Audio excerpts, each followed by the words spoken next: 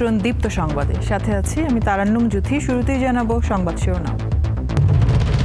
জুলাই অভ্যুত্থান স্মরণে মাসব্যাপী কর্মসূচি শুরু, জাতীয় বিশ্ববিদ্যালয়ে শহীদ স্মৃতি বৃত্তি উদ্বোধন। আবু সাঈদের বাড়ি থেকে এনসিপির জুলাই পদযাত্রা, যে কোনো মূল্যে জুলাই সনদ আদায়ের ঘোষণা। সংখ্যানুপাতিক নির্বাচন দেশে বিভক্তি বাড়াবে, জুলাই অভ্যুত্থানের কর্মসূচিতে মত তারেক রহমানের।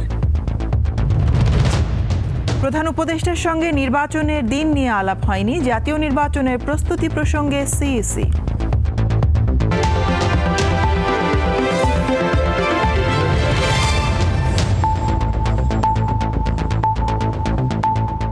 এবার বিস্তারিত। জুলাই আন্দোলনের মর্মবাণী ছিল ফ্যাসিবাদ বিলোপ করে নতুন বাংলাদেশ গঠন, যেন স্বৈরাচার আর মাথাচাড়া দিতে না পারে। সেই লক্ষ্য বাস্তবায়নে কাজ করছে অন্তর্বর্তী সরকার, এমনটাই জানিয়েছেন প্রধান উপদেষ্টা ডক্টর মোহাম্মদ ইউনূস। মঙ্গলবার জুলাই অভ্যুত্থান স্মরণে মাসব্যাপী কর্মসূচি উদ্বোধনকালে তিনি এসব কথা বলেন। এ সময় জাতীয় বিশ্ববিদ্যালয় প্রবর্তিত জুলাই শহীদ স্মৃতি বৃত্তি প্রদান করেন প্রধান উপদেষ্টা। ২০২৪ সালের ১ জুলাই, এটি ছিল প্রায় ১৬ বছরের স্বৈরতান্ত্রিক আওয়ামী লীগ সরকারের পতনের সূচনা বিন্দু। এই জুলাই অভ্যুত্থানের মধ্য দিয়েই ২০০৮ সাল থেকে ক্ষমতায় থাকা আওয়ামী লীগ সরকারের পতন অনিবার্য হয়ে ওঠে, যার ফল আসে ৫ আগস্ট। বছর ঘুরে আবারও সেই জুলাই মাসের শুরু। ঐতিহাসিক সেই অভ্যুত্থানকে স্মরণ করতে মঙ্গলবার মাসব্যাপী কর্মসূচির উদ্বোধন করেন অন্তর্বর্তী সরকারের প্রধান উপদেষ্টা ডক্টর মোহাম্মদ ইউনূস। বরং একটি নতুন শপথ। রাজধানীর তেজগাঁওয়ে প্রধান উপদেষ্টার কার্যালয়ে আয়োজিত এই অনুষ্ঠানে আরও যোগ দেন দুই উপদেষ্টা। অংশগ্রহণ করার জন্য আহ্বান জানাচ্ছি। অনুষ্ঠানে প্রধান উপদেষ্টা জানান, জুলাই অভ্যুত্থানের মাধ্যমে প্রাথমিক লক্ষ্য পূরণ হয়েছে। যে লক্ষ্যে আমাদের তরুণ ছাত্ররা, জনতা, রিকশা চালক, শ্রমিক, কিশোররা শহীদ হয়েছিল, আহত হয়েছিল, সেই লক্ষ্য বাস্তবায়নে আমরা আবার নতুন করে শপথ নেব এই অনুষ্ঠানমালার মাধ্যমে, এবং সেটা আমরা প্রতি বছর করব, যাতে স্বৈরাচার আবার কোনো রকমের কোথাও মাথাচাড়া দিতে না পারে। জুলাই আন্দোলনে সবার প্রতি শ্রদ্ধা জানিয়ে প্রধান উপদেষ্টা বলেন, ওই সময় দেশের সব শ্রেণী পেশার মানুষের যে ঐক্য ছিল তা আগামীতে আরও সুসংহত করতে হবে। গত বছরের জুলাইয়ে দেশের সকল শ্রেণীর, পেশা ও বয়সের মানুষের মধ্যে যে ঐক্য তৈরি হয়েছিল, আমরা চাই এই জুলাই এসে ঐক্য আবার সুসংহত হোক। আমাদের এই কর্মসূচির মূল লক্ষ্য জনগণকে গণতান্ত্রিক অধিকার সম্পর্কে সচেতন করা, রাজনৈতিক দায়বদ্ধতার দাবি জানানো এবং রক্তের বিনিময়ে পাওয়া সংস্কারের এই সুযোগকে হারিয়ে না ফেলা। জাতীয় বিশ্ববিদ্যালয়ের ৩ শিক্ষার্থীর হাতে অনুষ্ঠানে শিক্ষাবৃত্তির চেক তুলে দেন ডক্টর ইউনূস। আফরিদ হাসান, দীপ্ত বার্তাকক্ষ। এদিকে যে কোনো মূল্যে জুলাই সনদ আদায় করা হবে জানিয়েছেন জাতীয় নাগরিক পার্টি এনসিপির নেতারা। মঙ্গলবার রংপুরের শহীদ আবু সাঈদের বাড়ি থেকে জুলাই পদযাত্রা কর্মসূচি শুরু করার সময় তারা এই ঘোষণা দেন। নেতৃবৃন্দ আবু সাঈদের কবর জিয়ারত করেন এবং তার পরিবারের খোঁজ খবর নেন। দেশব্যাপী বৈষম্য বিরোধী ছাত্র আন্দোলনে রংপুরে পুলিশের গুলিতে নিহত হন বেগম রোকেয়া বিশ্ববিদ্যালয়ের শিক্ষার্থী আবু সাঈদ। জুলাই অভ্যুত্থানের বর্ষপূর্তিতে এনসিপির নেতারা যান আবু সাঈদের বাড়িতে। তারা আবু সাঈদের কবর জিয়ারত করেন। সেখান থেকে জুলাই পদযাত্রা শুরু করে এনসিপি। এ সময় এনসিপির নেতারা আবু সাঈদের স্বপ্নের দেশ গড়ার প্রত্যয় ব্যক্ত করেন। আবু সাঈদের কবরের পাশে থেকে তার কবরের মাটি ছুঁয়ে আমরা আজকে শপথ করছি, যতদিন পর্যন্ত না নতুন বন্দোবস্তের ভিত্তিতে, মৌলিক সংস্কারের ভিত্তিতে নতুন বাংলাদেশ গঠিত হবে, বৈষম্য বিরোধী বাংলাদেশ গঠিত হবে, বাংলাদেশে সামাজিক ন্যায় বিচার, সাম্য এবং মানবিক মর্যাদা পুনঃপ্রতিষ্ঠিত হবে, ততক্ষণ পর্যন্ত ছাত্র জনতার নেতৃত্বে জাতীয় নাগরিক পার্টি এনসিপির এই সংগ্রাম অব্যাহত থাকবে। যে জুলাই ঘোষণাপত্র এবং জুলাই সনদ নিয়ে টালবাহানা শুরু হয়েছে, আমরা স্পষ্টভাবে আমরা হুঁশিয়ারি দিতে চাই, যদি কেউ আপনারা মনে করে থাকেন, যদি সরকার বা অন্য কেউ মনে করে থাকে যে এই যে হাজারো লক্ষ মানুষ যারা রাজপথে নেমে এসেছিল তারা ঘরে ফিরে গিয়েছে, তাহলে আপনারা ভুল ভাবছেন। আমরা আবু সাঈদের কবর থেকে ঘোষণা করছি, আমরা বাংলার প্রতিটি পথে প্রান্তরে যাব, আমরা বাংলার ছাত্র জনতা, তরুণ, শ্রমিকদেরকে আবারও রাজপথে নেমে আসতে আহ্বান জানাবো। এবং আমরা ৩রা আগস্ট ঢাকায় আসছি বাংলাদেশের জনগণকে, ছাত্রদেরকে, শ্রমিকদের সাথে নিয়ে আমরা ঢাকায় ঢুকবো এবং আমাদের যে জুলাই ঘোষণাপত্র এবং জুলাই সনদ সেটি আমরা আদায় করে ছাড়বো ইনশাআল্লাহ। জুলাই গণঅভ্যুত্থানের বর্ষপূর্তি উপলক্ষে মাসব্যাপী দেশ গড়তে জুলাই পদযাত্রা কর্মসূচি পালন করবে এনসিপি। আফরিদ হাসান, দীপ্ত বার্তাকক্ষ। একই দিনে রংপুরে আবু সাইদের কবর জিয়ারত করেছেন জামায়াতে ইসলামীর নেতাকর্মীরা। পরে আবু সাইদের বাবা ও পরিবারের সদস্যদের সঙ্গে মতবিনিময় করেন তারা। এছাড়া জুলাই অভ্যুত্থানে মাগুরায় নিহত ছাত্রদল নেতা মেহেদী হাসান রাব্বির কবর জিয়ারত করেন জামায়াতের নেতারা। পরে জেলা জামায়াতে আমির জানান, মাগুরায় অভ্যুত্থানে নিহত সকলের কবর জিয়ারত করেছেন তারা। জেলা নেতৃবৃন্দ, শহীদ পরিবারের আমাদের রংপুর জেলার সম্মানিত আমির এবং ৩১ জুলাইয়ের মধ্যে জুলাই সনদ ঘোষণা না হলে কফিন মিছিল করে সচিবালয় ঘেরাওয়ের হুঁশিয়ারি দিয়েছে ইনকিলাব মঞ্চ। মঙ্গলবার রাজধানীর শাহবাগে জাতীয় জাদুঘরের সামনে থেকে যমুনা অভিমুখে লং মার্চ করে ইনকিলাব মঞ্চ। মিছিল কাকরাইল মোড়ে পৌঁছালে তাদের আটকে দেয় পুলিশ। এ সময় কর্মসূচির ঘোষণা দেন ইনকিলাব মঞ্চের মুখপাত্র শরীফ ওসমান হাদি। তিনি বলেন, জুলাই কোনো রাজনৈতিক দল বা সংগঠনের ব্যক্তিগত সম্পত্তি নয়। সাধারণ জনগণের ফ্যাসিবাদ বিরোধী এই আন্দোলনের স্বীকৃতি সরকারকেই দেওয়ার দাবি জানায় ইনকিলাব মঞ্চ। এছাড়া জুলাই আন্দোলনে আহতদের সুচিকিৎসা সহ ১৩ দফা প্রস্তাব জানায় সংগঠনটি।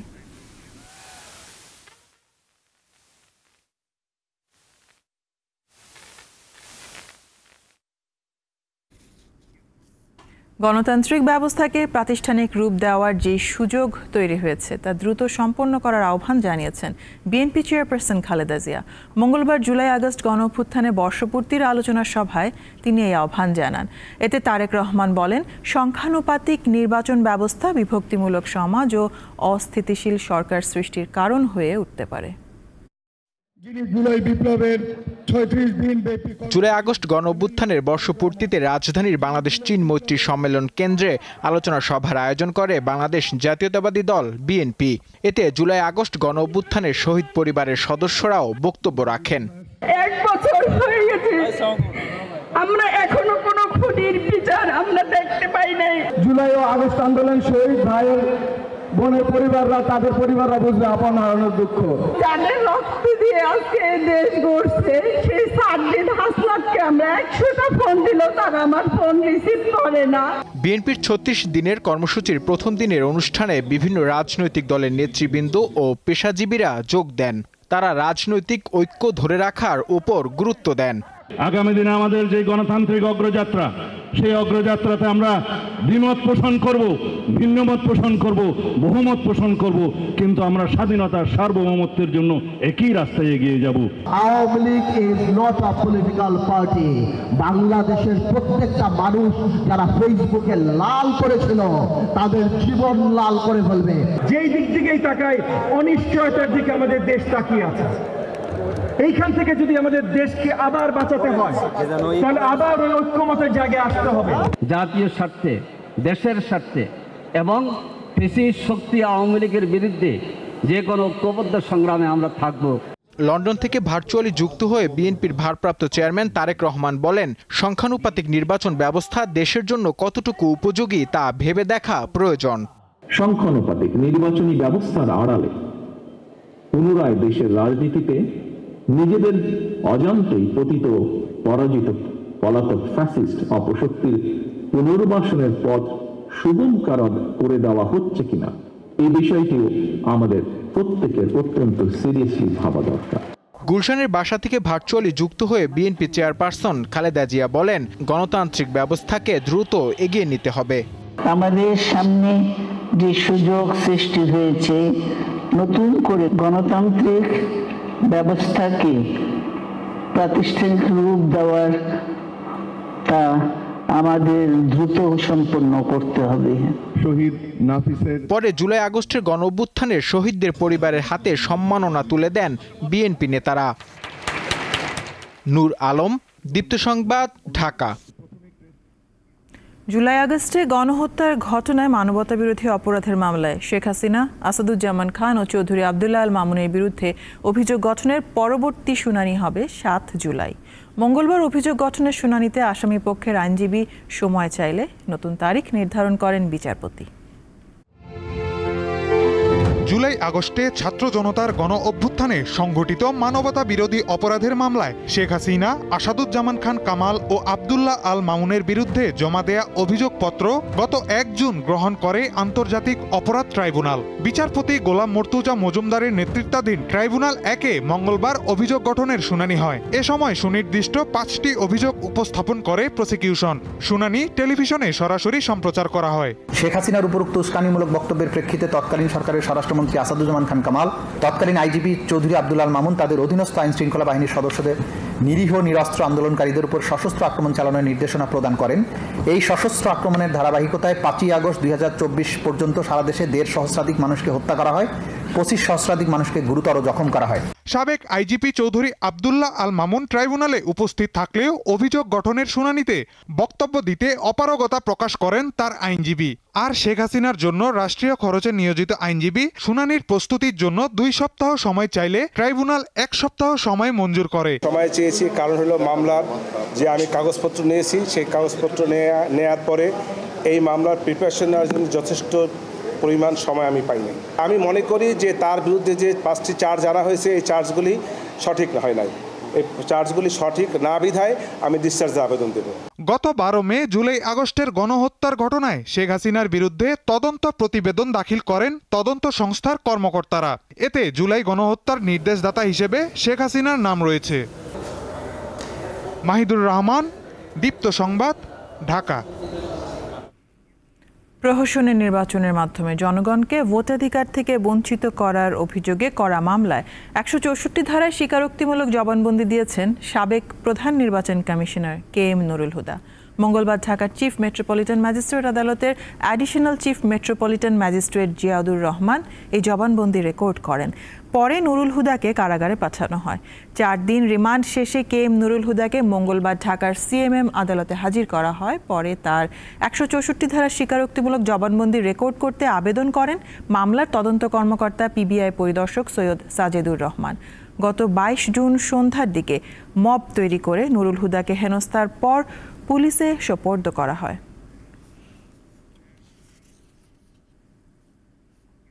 নির্বাচনের তারিখ বা সম্ভাব্য সময় নিয়ে প্রধান উপদেষ্টার সঙ্গে কোনো আলাপ হয়নি বলে জানিয়েছেন CEC AMM নাসিরউদ্দিন। তবে প্রধান উপদেষ্টা তার কাছে নির্বাচনের প্রস্তুতি সম্পর্কে জানতে চেয়েছেন বলে জানান। মঙ্গলবার গণমাধ্যমকে CEC আরও বলেন, স্থানীয় নয় জাতীয় নির্বাচন নিয়ে পুরোদমে এগোচ্ছে কমিশন। গত ২৬ জুন বৃহস্পতিবার প্রধান উপদেষ্টা ডক্টর মোহাম্মদ ইউনূসের সঙ্গে সাক্ষাতের 4 দিন পর মঙ্গলবার অফিসে আসেন প্রধান নির্বাচন কমিশনার AMM নাসিরউদ্দিন। আগারগাঁওয়ে নির্বাচন কমিশন সচিবালয়ে তিনি জানান, সৌজন্য সাক্ষাতে নির্বাচনের প্রস্তুতির বিষয়ে জানতে চান প্রধান উপদেষ্টা। জাতীয় ইলেকশনটা সরকার যখন করতে চায়, যখন নির্ধারিত হয়, যাতে আমরা ইলেকশনটা করতে পারি। ওই সময় যেটা আপনারা যেটা শুনছেন দেখছেন, লন্ডনের ফেব্রুয়ারির কথা আসছে, আর এর আগে উনি এপ্রিলের কথা আসছে। ওর মধ্যে ওই 2টা টাইম ফ্রেমকে সামনে রেখে আমরা প্রস্তুতি নিচ্ছি। এক প্রশ্নের জবাবে তিনি বলেন, ফেব্রুয়ারি থেকে এপ্রিল এই সময় ধরে নির্বাচনের প্রস্তুতি নেওয়া হচ্ছে। যথাসময়ে নির্বাচনের তারিখ এবং শিডিউল ঘোষণা করবে কমিশন। নির্বাচন কমিশন পুনর্গঠনের বিষয়ে প্রধান উপদেষ্টার সঙ্গে কোনো আলাপ হয়নি বলেও জানান তিনি। বিচারাধীন বলে সাবেক সিইসিদের গ্রেপ্তারের বিষয়ে কোনো কথা বলতে চাননি সিইসি। নির্বাচনের তারিখ নিয়ে কোনো আলোচনা হয়নি, ওইটাকে আমার উদ্দেশ্য ছিল না। নির্বাচনের তারিখ এবং শিডিউল যারা আপনারা যথাসময়ে পাবেন, জানতে পারবেন এবং ইলেকশন কমিশন থেকেই জানতে পারবেন। এদিকে অর্থ উপদেষ্টা জানিয়েছেন, চলতি অর্থ বছরের মধ্যে নির্বাচন হওয়ার সম্ভাবনা বিবেচনায় আগেই নির্বাচনী বাজেট করে রেখেছে সরকার। সচিবালয়ে ক্রয় সংক্রান্ত উপদেষ্টা পরিষদের বৈঠক শেষে সাংবাদিকদের প্রশ্নের জবাবে তিনি একথা জানান। নির্বাচনের জন্য অর্থ যা বরাদ্দ দেওয়া হয়েছে এবং নির্বাচিত অর্থ যা দেওয়া হয় সেটা কোনো আমরা কার্পণ্য করব না। দিলশা দানি, দীপ্ত সংবাদ, ঢাকা। ঢাকা বিশ্ববিদ্যালয় কেবল একটি শিক্ষা প্রতিষ্ঠান নয়, এটি জাতির আত্মপরিচয়ের প্রতীক বলে জানিয়েছেন শিক্ষাবিদরা। মঙ্গলবার বিশ্ববিদ্যালয়টির ১০৫তম প্রতিষ্ঠাবার্ষিকীর অনুষ্ঠানে এই কথা বলেন তারা। ১০৫তম বর্ষে পদার্পণ করেছে দেশের উচ্চশিক্ষার অন্যতম শীর্ষ প্রতিষ্ঠান ঢাকা বিশ্ববিদ্যালয়। এই উপলক্ষে মঙ্গলবার সকালে বিশ্ববিদ্যালয়ের শিক্ষক, শিক্ষার্থী, কর্মকর্তা ও কর্মচারীদের বর্ণাঢ্য শোভাযাত্রায় নেতৃত্ব দেন উপাচার্য অধ্যাপক ডক্টর নিয়াজ আহমেদ খান। পরে টিএসসির পায়রা চত্বরে জাতীয় পতাকা, বিশ্ববিদ্যালয় ও হলসমূহের পতাকা উত্তোলন এবং কেক কেটে প্রতিষ্ঠাবার্ষিকী উদযাপন করা হয়। ঢাকা বিশ্ববিদ্যালয়ের উপাচার্য বলেন, এ বিশ্ববিদ্যালয়ের হাত ধরেই দেশের সমাজ উচ্চশিক্ষার পথে হেঁটেছে। বাংলাদেশের শতায়ু পার করা একমাত্র শিক্ষা প্রতিষ্ঠান এটি। আমরা যেন কোনোদিন বিচ্ছিন্ন না হই। সমাজ আমাদের মূল ভিত্তি। শুধু সরকারের উপর নির্ভর করে বিশ্ববিদ্যালয় চলবে না, আমাদেরকে সবসময়ই সমাজকে সাথে নিয়ে চলতে হবে। সভায় মূল প্রবন্ধে বিশ্ববিদ্যালয় মঞ্জুরি কমিশনের চেয়ারম্যান বলেন, ঢাকা বিশ্ববিদ্যালয় কেবল একটি শিক্ষা প্রতিষ্ঠান নয়, এটি জাতির আত্মপরিচয়ের প্রতীক। ঢাকা বিশ্ববিদ্যালয় কেবল উচ্চশিক্ষার কেন্দ্রবিন্দু নয়, এটি এক জীবন্ত ইতিহাস, এক অফুরন্ত প্রেরণার উৎস, যেখানে প্রতিটি ইট পাথরে খোদাই করা আছে এই অঞ্চলের মানুষের আত্মত্যাগ। ১৯২১ সালের ১ জুলাই ঢাকা বিশ্ববিদ্যালয়ের শিক্ষা কার্যক্রম শুরু হয়েছিল। ৬০ জন শিক্ষক ও ৮৭৭ জন শিক্ষার্থী নিয়ে যাত্রা শুরু করলেও বর্তমানে বিশ্ববিদ্যালয়টির শিক্ষার্থীর সংখ্যা প্রায় ৪০,০০০ এবং শিক্ষক আছেন প্রায় ২,০০০।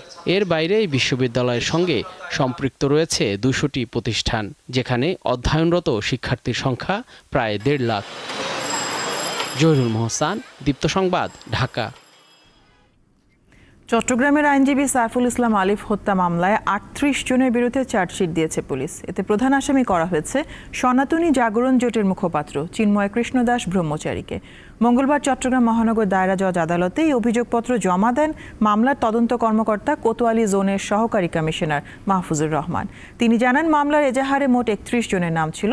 তদন্ত শেষে এদের মধ্যে ৩ জনকে অব্যাহতির সুপারিশ করা হয়েছে। অপরদিকে তদন্তে নতুনভাবে জড়িত হিসেবে ১০ জনের নাম উঠে আসে, যাদের অভিযোগপত্রে অন্তর্ভুক্ত করা হয়েছে। ফলে মোট আসামির সংখ্যা দাঁড়িয়েছে ৩৮ জনে। বরগুনার তালতলীতে বিএনপির ২ গ্রুপের সংঘর্ষে ২০ জন আহত হয়েছে। মঙ্গলবার সকাল ১১টার দিকে উপজেলা বিএনপির আহ্বায়ক শহীদুল হক ও সিনিয়র যুগ্ম আহ্বায়ক মাহবুবুল আলম মামুনের অনুসারীদের মধ্যে তালতলী বাজারে এই সংঘর্ষ ঘটে। প্রত্যক্ষদর্শীরা জানান, শহীদুল হকের পক্ষে মানববন্ধন চলাকালে মাহবুবুল আলম মামুনপন্থীরা বিক্ষোভ মিছিল বের করে। এ সময় দুপক্ষের মধ্যে সংঘর্ষ হয়। এতে অন্তত ২০ জন আহত হয়। পুলিশ ও নৌবাহিনী দ্রুত ঘটনাস্থলে পৌঁছে পরিস্থিতি নিয়ন্ত্রণে আনে।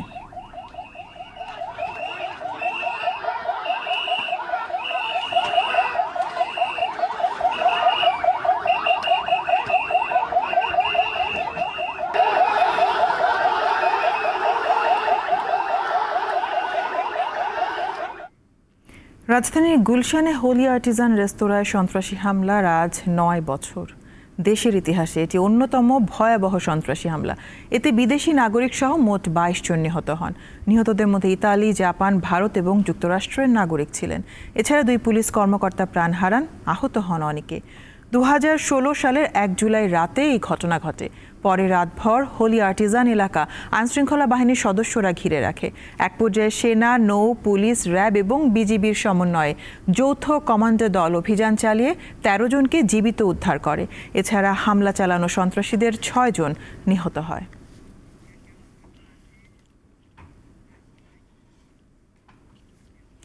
দু ২৫ সালের ২৯ জুন পর্যন্ত দেশে এসেছে ৩০.২১ বিলিয়ন মার্কিন ডলার রেমিটেন্স, যা দেশের ইতিহাসে কোনো নির্দিষ্ট অর্থ বছরের সর্বোচ্চ আয়ের রেকর্ড। মঙ্গলবার বাংলাদেশ ব্যাংকের পক্ষ থেকে জানানো হয়, গেল জুনের প্রথম ২৯ দিনে দেশে রেমিটেন্স এসেছে ২৭০ কোটি ৬০ লাখ মার্কিন ডলার দেশীয় মুদ্রায়, যার পরিমাণ ৩৩,২৮৪ কোটি টাকা। আর গত বছরের একই সময়ে দেশে রেমিটেন্স এসেছিল ২৩৭ কোটি ২০ লাখ মার্কিন ডলার। ফলে গত অর্থ বছরের একই সময়ের ব্যবধানে রেমিটেন্স প্রবাহ বেড়েছে ১৪.১%। ফোনালাপ ফাঁসের ঘটনায় থাইল্যান্ডের প্রধানমন্ত্রী পেতংতার্ন সিনাওয়াত্রাকে সাময়িক বরখাস্ত করেছে দেশটির সাংবিধানিক আদালত। কম্বোডিয়ার সাবেক প্রধানমন্ত্রী হুন সেনের সঙ্গে ফাঁস হওয়া একটি ফোনালাপকে কেন্দ্র করেই এই আদেশ দেয় আদালত। তাকে আত্মপক্ষ সমর্থনের জন্য 15 দিনের সময় দেওয়া হয়েছে। এই সময়ের মধ্যে উপপ্রধানমন্ত্রী সুরিয়া জুনগ্রুংগ্রাংকিত ভারপ্রাপ্ত প্রধানমন্ত্রী হিসেবে দায়িত্ব পালন করবেন। গত মে মাসে থাইল্যান্ড ও কম্বোডিয়ার বিতর্কিত এক সীমান্ত অঞ্চলে দুই দেশের সেনাদের মধ্যে সংঘর্ষ হওয়ায় দুই দেশের মধ্যেই উত্তেজনা ছড়িয়ে পড়ে। এর সাথে শেষ করব দীপ্ত সংবাদ শিরোনামগুলো জানাবো আরও একবার। জুলাই অভ্যুত্থান স্মরণে মাসব্যাপী কর্মসূচি শুরু, জাতীয় বিশ্ববিদ্যালয়ের শহীদ স্মৃতি বৃত্তি উদ্বোধন। আবু সাঈদের বাড়ি থেকে এনসিপির জুলাই পদযাত্রা, যে কোনো মূল্যে জুলাই সনদ আদায়ের ঘোষণা। সংখ্যানুপাতিক নির্বাচন দেশে বিভক্তি বাড়াবে, জুলাই অভ্যুত্থানের কর্মসূচিতে মত তারেক রহমানের। প্রধান উপদেষ্টার সঙ্গে নির্বাচনের দিন নিয়ে আলাপ হয়নি, জাতীয় নির্বাচনের প্রস্তুতি প্রসঙ্গে সিএসি।